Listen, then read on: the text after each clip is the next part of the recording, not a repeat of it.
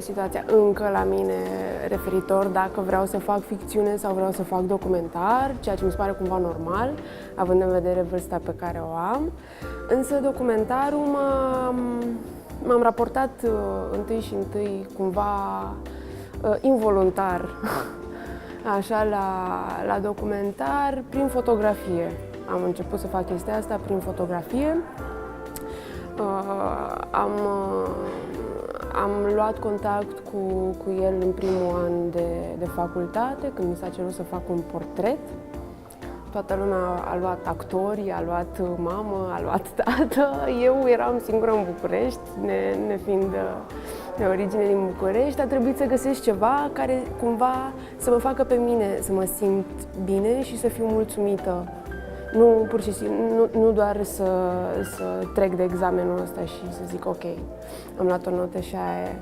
Da, și cumva situația a fost că inițial îmi propusesem și eu să fac un portret al unui actor care m-a lăsat în ziua filmării, adică nu s-a mai prezentat la filmare și a trebuit să fac casting cumva între prieteni. Să vedem pe cine aș putea să filmez ca să-mi dau și eu examenul. Ajunsesem în situația în care nu mai contau toate aspirațiile mele artistice, conta doar să trec examenul. Și așa, din pură întâmplare, i-am întâlnit pe cei doi protagoniști ai documentarului meu. Inițial vreau să vorbesc despre el, despre Dorian, însă cu timpul mi-am dat seama că nu e cel potrivit. Mă rog, potrivit e un cuvânt poate nu foarte ok pentru situația asta. Nu era el cel spre care trebuia să merg. Da, și căutările astea au durat undeva în jur de 3 ani. De fapt, încă continuă, pentru că eu încă îi filmez și, da, momentan încerc să găsesc niște fonduri ca să plec după ea în Suedia, unde ea e stabilită și, mă rog, face niște lucruri. Da, am avut și reacții plăcute și reacții mai neplăcute.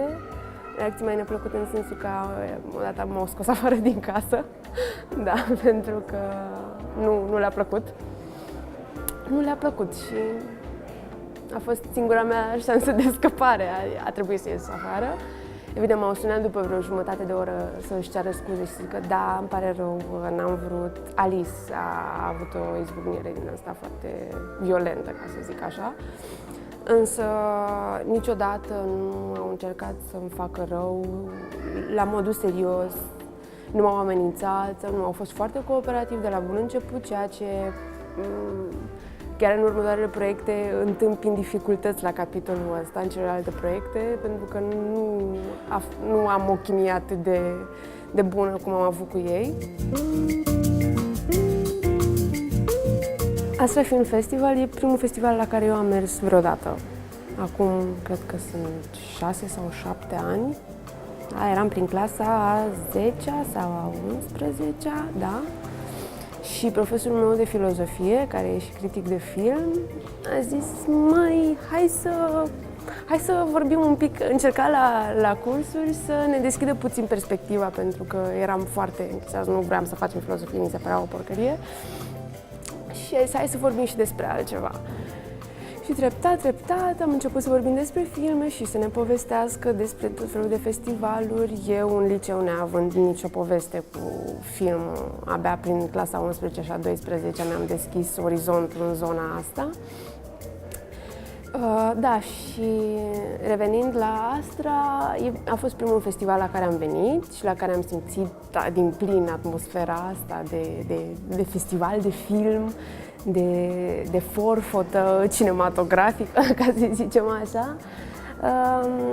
Mi se pare un mediu și o platformă foarte bună, nu neapărat pentru distribuția de film documentar, însă pentru prezentarea, da, pentru expunerea de film documentar, fiind, din punctul meu de vedere, cam unicul din România care se raportează cumva realist la filmul documentar, având și, mă rog, un background de câțiva ani buni de experiență în spate. Mi se pare că vizibilitatea, cel puțin pentru documentarul meu, Selecția în acest festival e un lucru foarte, foarte bun pe care mi l-am dorit. Mi l-am dorit foarte tare. Și sper să mă ajute și pe mine în dezvoltarea mea, atât personală cât și profesională.